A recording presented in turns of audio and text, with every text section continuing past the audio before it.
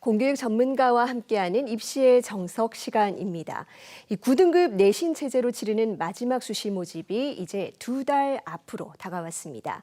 내년부터는 5등급 체제로 대입 환경이 완전히 달라지는 만큼 올해 수험생들의 고민이 깊은데요. 반드시 살펴봐야 할 변수는 무엇일지 경기 남양주 다산고등학교 조만기 선생님과 자세히 짚어봅니다. 선생님 어서 오세요. 안녕하세요. 네, 9등급제 마지막 해라서 수험생들 부담이 참 클 것 같은데요. 현장 분위기 어떻습니까? 작년도 황금대제 학생들보다 올해 고3 재학생 숫자가 줄어든 부분들은 이미 진행된 전국연합 학력평가 응시를 보더라도 확인할 수 있습니다. 따라서 단순하게 인원수로만 보자면 전년 대비 합격선이 소폭이라도 낮아지는 현상들이 예상돼서 올해 고3 재학생의 부담은 원래 줄어야 합니다. 하지만 9등급제 마지막 해의 수시 지원으로 올해 4월 말에 발표된 대학들 2028학년도 대입전형 시행계획에 따르면 내년도 수시에서 9등급제와 5등급제가 같이 경쟁할 때 9등급제에게 상당히 불리하게 내신 성적이 적용되거나 아예 지원을 못하게 하는 그러한 전형들이 늘어남으로 인해서 고3 재학생의 부담이 커지는 상황으로 바뀌었습니다. 올해 수시에서 원하는 결과를 얻지 못해서 내년에 혹시라도 재수를 하게 된다면 수시에서는 불리한 상황이 펼쳐진다는 이런 점들을 이해하고 있는 고3 재학생들이 현재 늘어나고 있습니다. 네, 말씀해 주신 것처럼 재수나 반수가 불리할 수 있다는 전망이 많이 나오고 있는데 이 수험생들이 고려할 점은 어떤 것들이 있습니까? 올해 2027학년도 고3 재학생이 수시에서 고3 재학생만 지원할 수 있는 학생부 교과 전형을 실시하는 대학교는 연세대, 고려대, 서강대, 서울교대, 연세대 미래캠퍼스 정도거든요.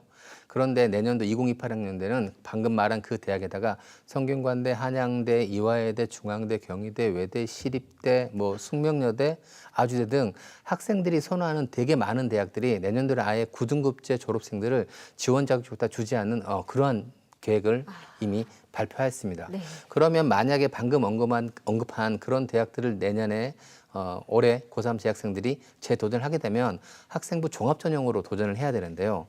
그런데 학생부 종합전형의 경우에도 올해 이제 고등학교 2학년 고교학점제 친구들은 학생들의 어떤 그 듣는 과목 수가 올해 고3 재학생에 비해서 한 1.45배 정도 더 많습니다.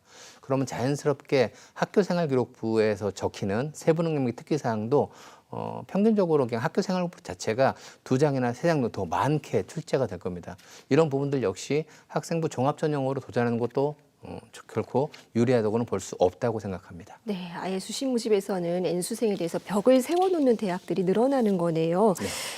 대입제도 개편을 앞둔 마지막 입시니까요. 이 재수생이나 반수생이 올해 좀 몰릴 수 있다 이런 전망도 나와요. 특히 지난해에는 황금돼지띠 영향으로 수험생 숫자가 많았는데 올해 들어오게 되면 또 합격선이나 이런 것들이 영향이 있겠죠. 작년에 황금돼지 학생들은 스스로가 학생 수가 많다는 부담감에 전반적으로 학생부 위주 전형의 지원 자체를 꺼려했습니다. 그러다 보니까 경쟁률은 하락되었는데요.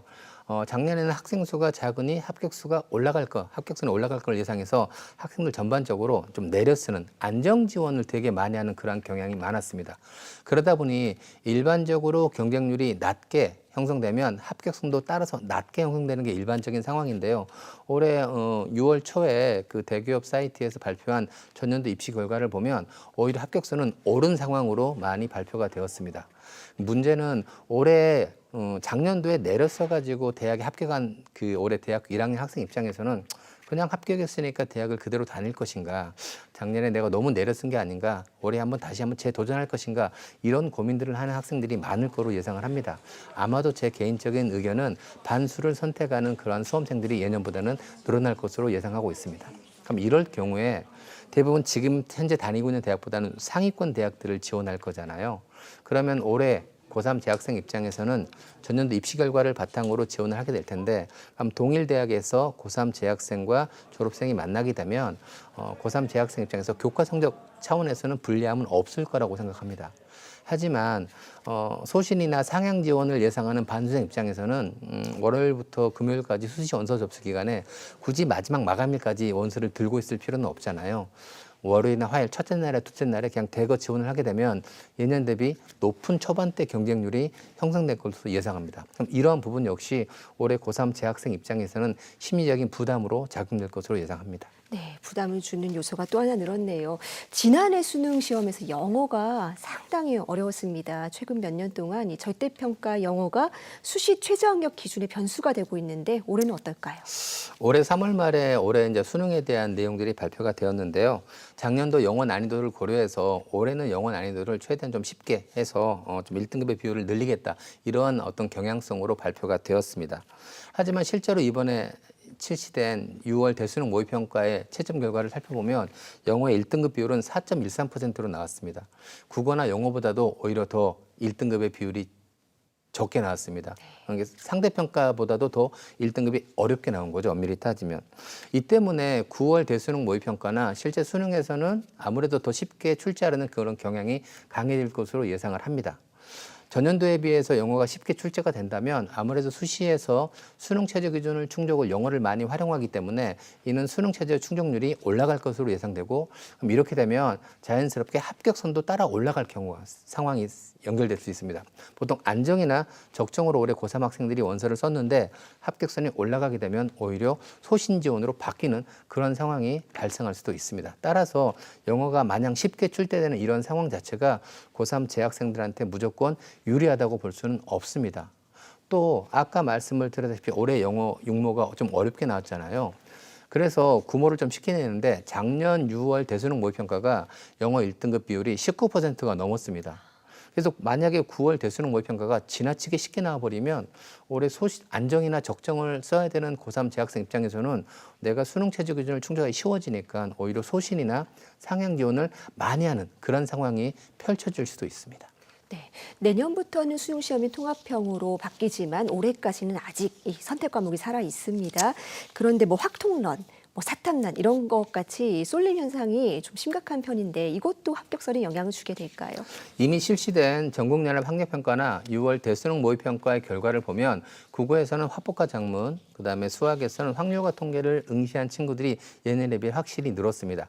아마도 다른 선택 과목에 비해서 쉽다고 판단되기에 조금 좀 수월하게 수능 공부를 하겠다는 수험생들이 늘어났다고 예상합니다. 하지만 동일한 원점수를 받았을 때 국어에서는 언어와 매체가, 수학에서는 미적분이 더 높은 표준 점수와 백분 점수를 받는 게 현실입니다. 화작과 그다음에 확률과 통계를 응시한 학생들이 늘어난다고 해서 이런 상황들이 바뀌는 그러한 일들은 일어나지 않을 것입니다.